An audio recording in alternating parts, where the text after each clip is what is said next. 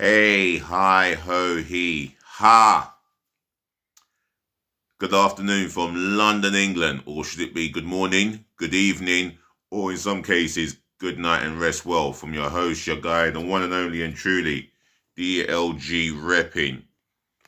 Let's break it down. Delhi, London, Guna, Space, Romeo, Echo, Papa, Indigo, November. So this is a late one. I should have done this on Tuesday, but this is all a roundup of this recent Premier League games, and I'm going to go through the 10 fixtures. Before I do that, any positive feedback, drop it in the comment section. But drop it in the comment section below. Those hiccups. Make sure you smash the thumbs up like button for me. Share this channel all over the world virally. And make sure your friends and relatives do so, yeah? And tell them about my channel and the content that I preach, etc.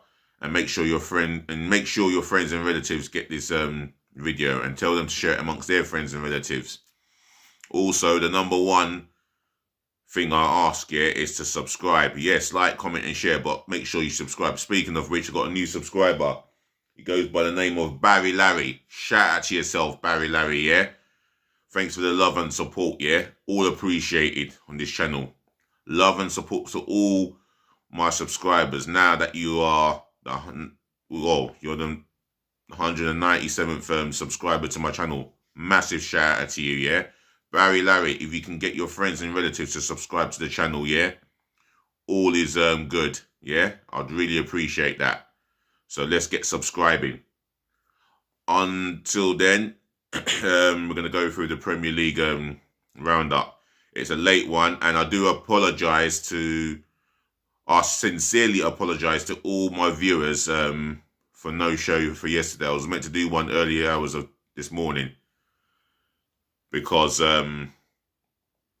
it was wrong of me not to do a video since Tuesday. Anyway, let's begin with Saturday's game, the early kickoff, which is the lunchtime one. What a game at the London Stadium between West Ham United v Chelsea. First 10, 20 minutes, Chelsea were in control, complete control, dominant in ball possession, stretched West Ham's defence and pulled it all over the places. And it was no surprise that they were 1-0 up for a corner. Thiago Silva, well, he wasn't well marked. He got in between a defender and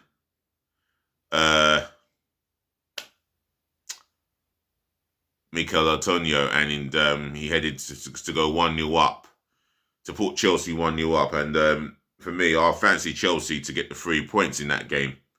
You know, it was a London derby away to West Ham. And,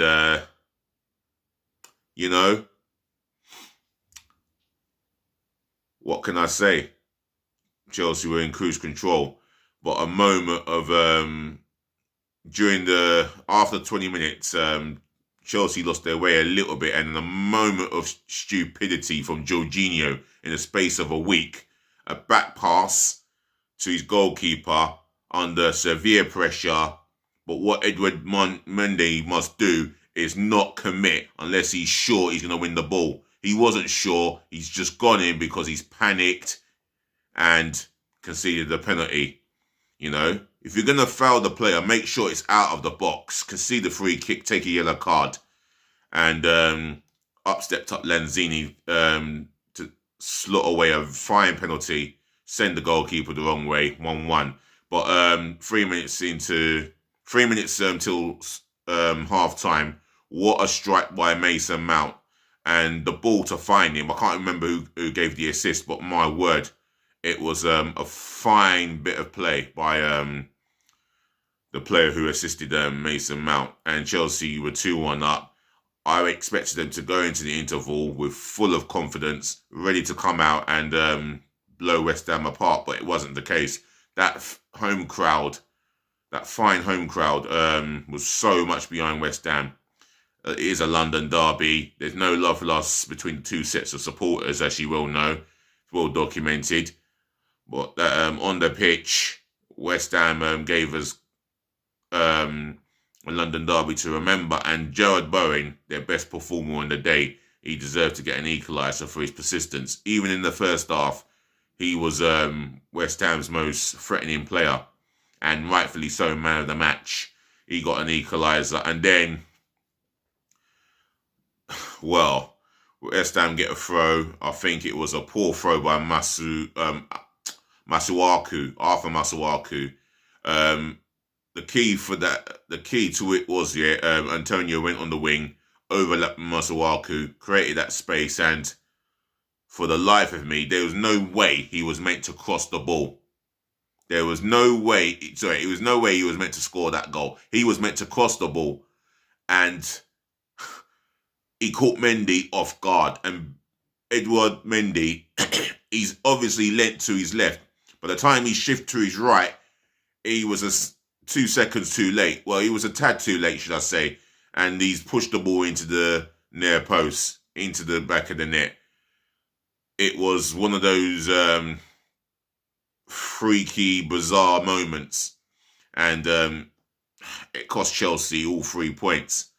I couldn't believe West Ham had nicked the 3 points. You know, Chelsea, for their dominance of that game, well,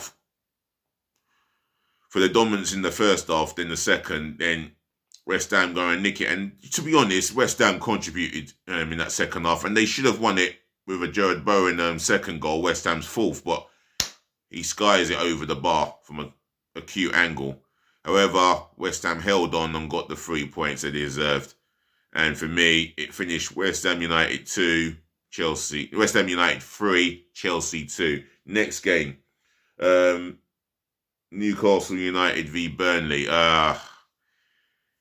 It was always going to be another important game for Newcastle United. For Burnley, it's as equally as important for Sean Dyche's men. And I think at the beginning of the game, Burnley got off to a flying start. They created a better opening. Kone, a chance that he had. And out of all the Burnley players you want a chance to fall to, Cornet, he's the one that you want it to fall to. Obviously, he's their most informed attacking player.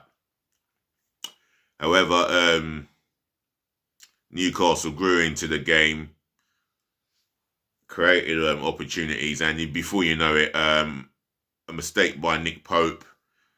Callum Wilson runs the ball past the goalkeeper, past the defenders, and he unleashes an unstoppable side foot shot, top bins, 1-0 Newcastle.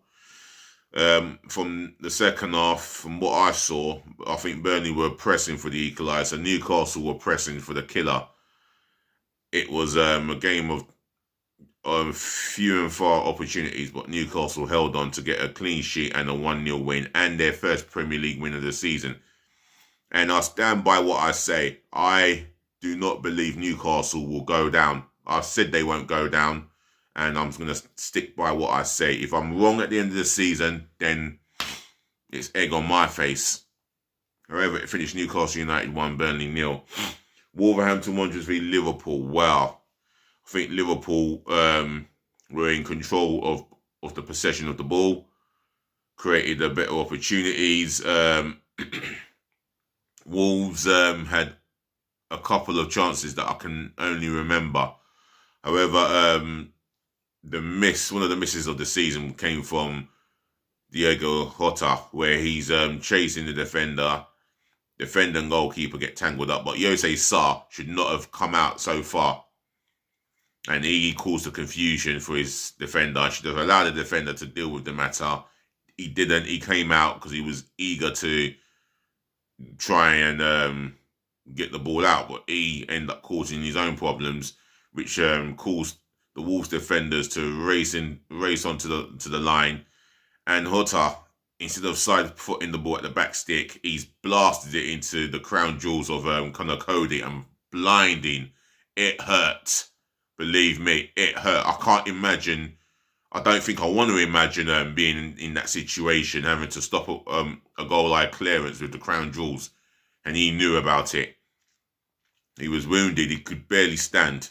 Let's put it that way. But in the end, Liverpool kept going, and that's a tribute to Jurgen Klopp's side. They just keep going. They never know when they're beaten.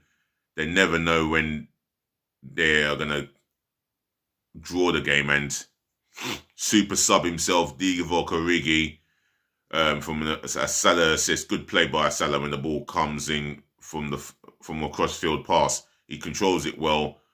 Speed he had to get away from the defender. Find Origi in with a half a yard of space. He turns, shrivels, and unleashes a left-footed shot at the front stick. 1-0 Liverpool, and that took them top of the Premier League.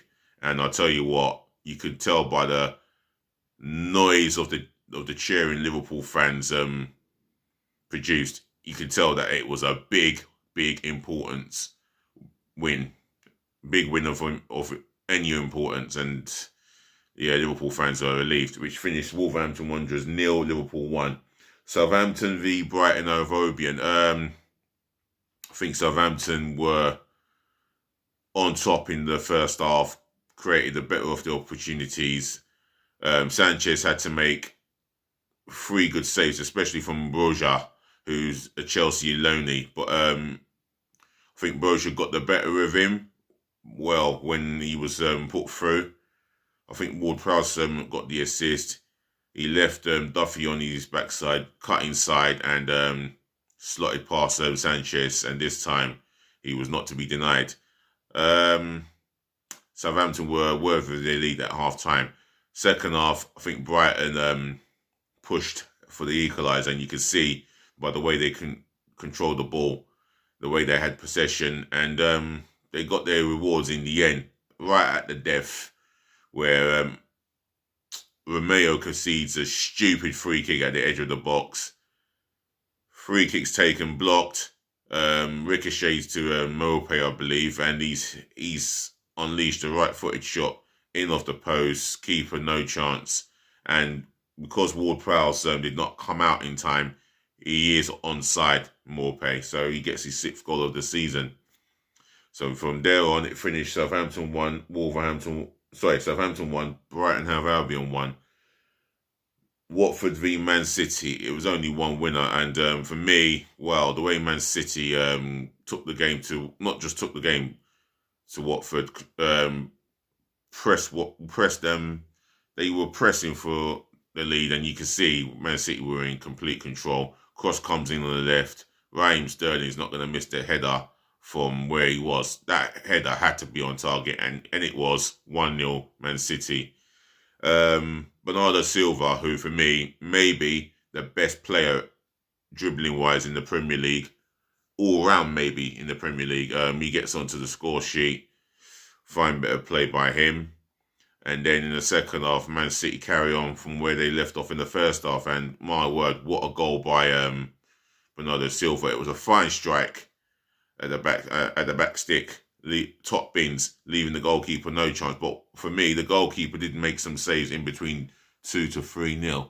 He kept Watford in the game, or he kept the scoreline down as best he can. But Bernardo Silva scores a beautiful second for himself. Man City's third.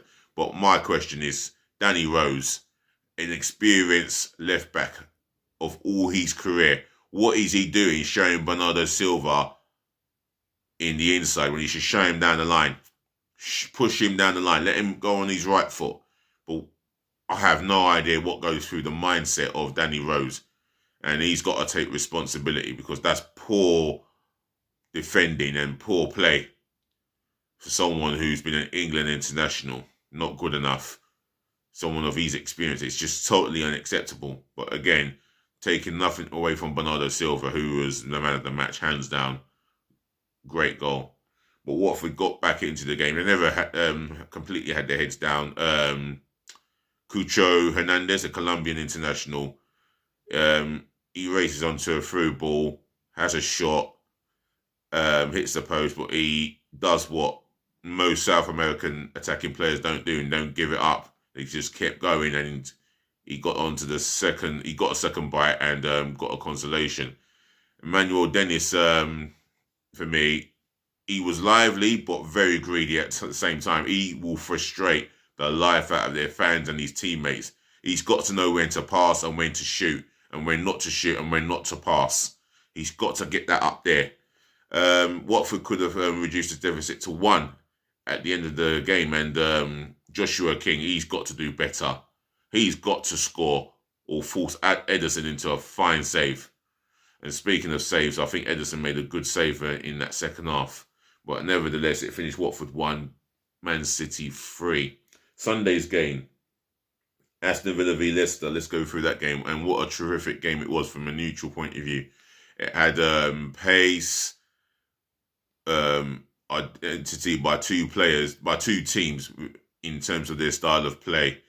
And it had bite.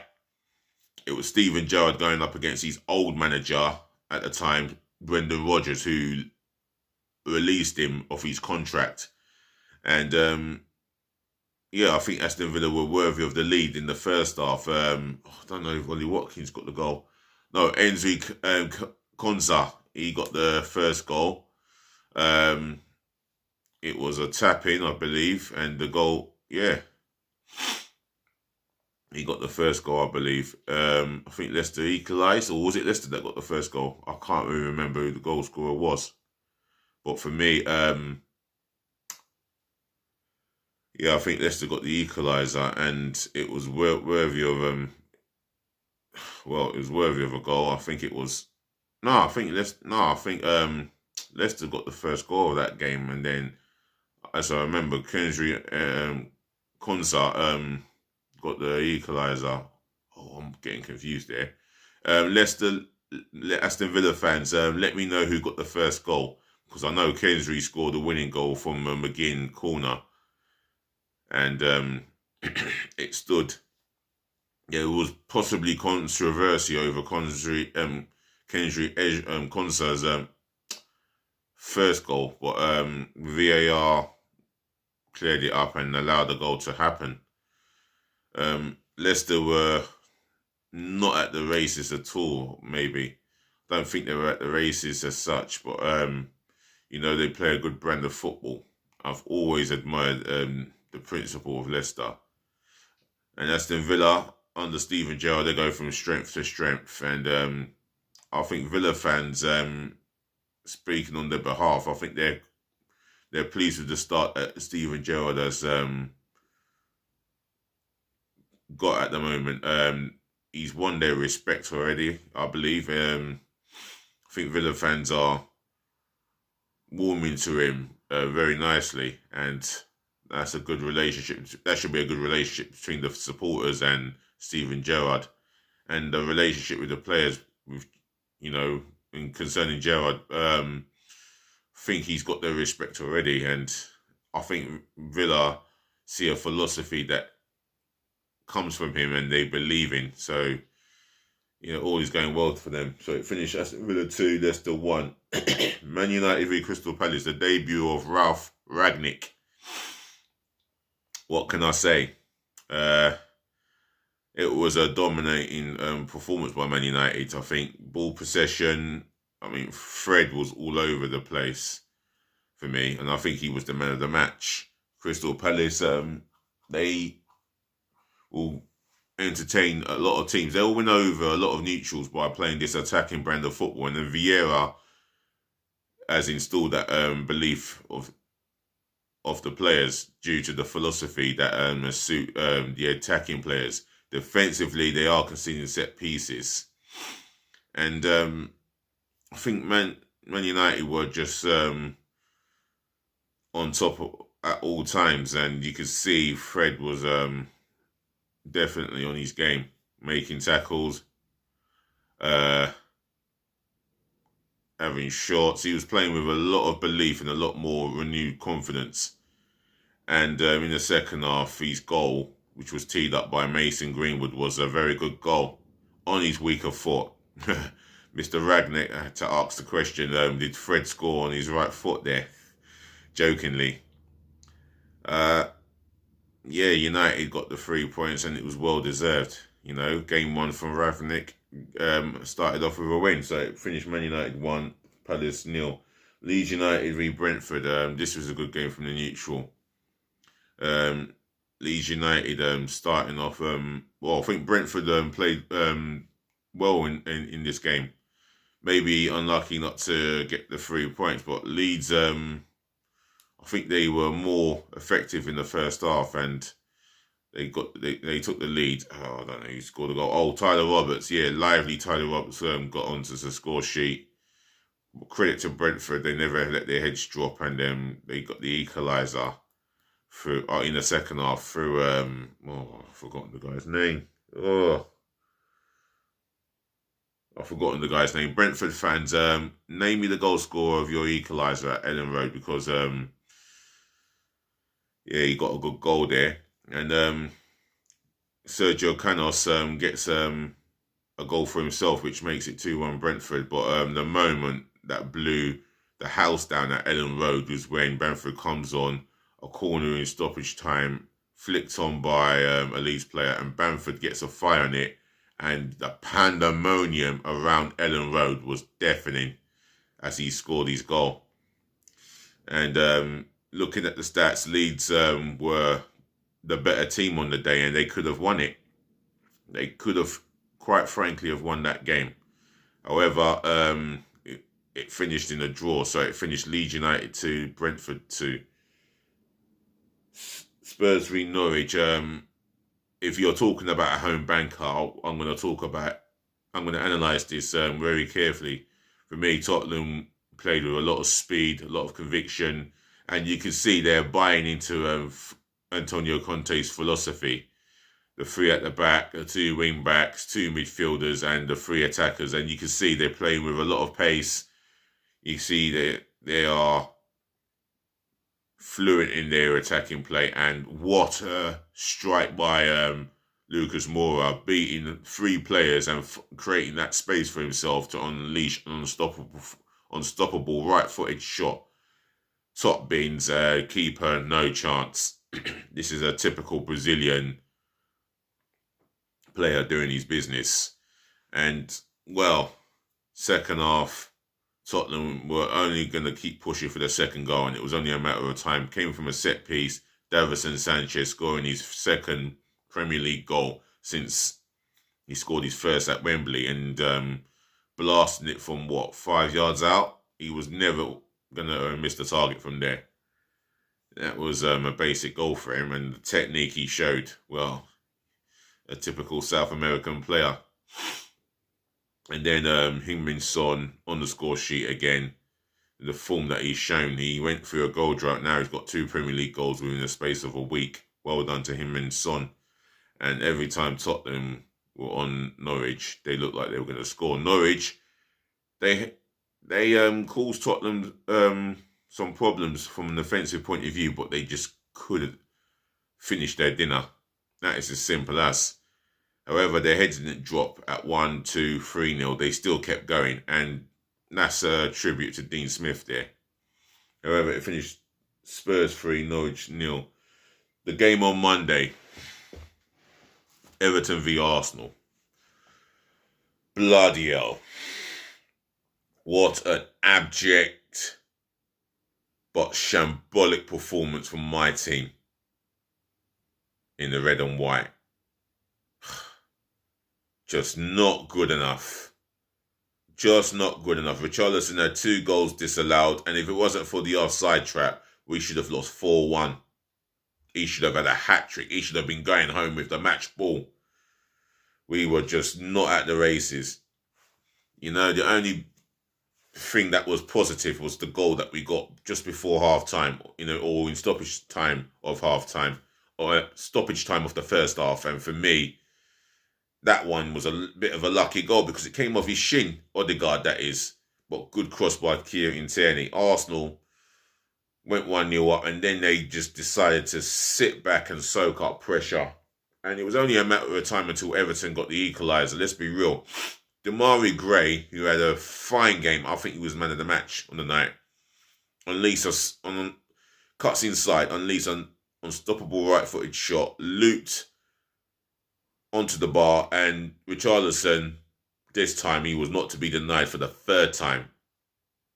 No VAR to help us out here. No VAR to bail us out. We were done for. And then 6 minutes of stoppage time. In the second minute of stoppage time, Demarai Gray at our defence again. He's cut inside Tomiyasu, where Tommy should have shown him down the line regardless of the overlap. Show him down the line. He is a dangerous guy. The warnings were there when he shot first time. He had another, he cut inside. No one near him. He's got the space to do what he wants to do, and that's to unleash an unstoppable right-footed shot. He does that, in off the post. Ramsdale, no chance for me. Arsenal, even at the death, we should have had an equaliser. We could have, we could have had 2 goals at the business end of the game. Having saying that, it doesn't take away the victory from Everton because they deserve it. If we had got the victory at 3-2, it would have been undeserved. Eddie Nketiah missing from 3 yards out with a header. For me, it just sums up his Arsenal career. How not good enough he is. He's turned down a new deal, and he's still getting minutes on the pitch, where Martinelli has worked his socks off to get onto the pitch to start games. But yeah, Eddie Nketiah keeps getting a bly. I just don't understand. Aubameyang,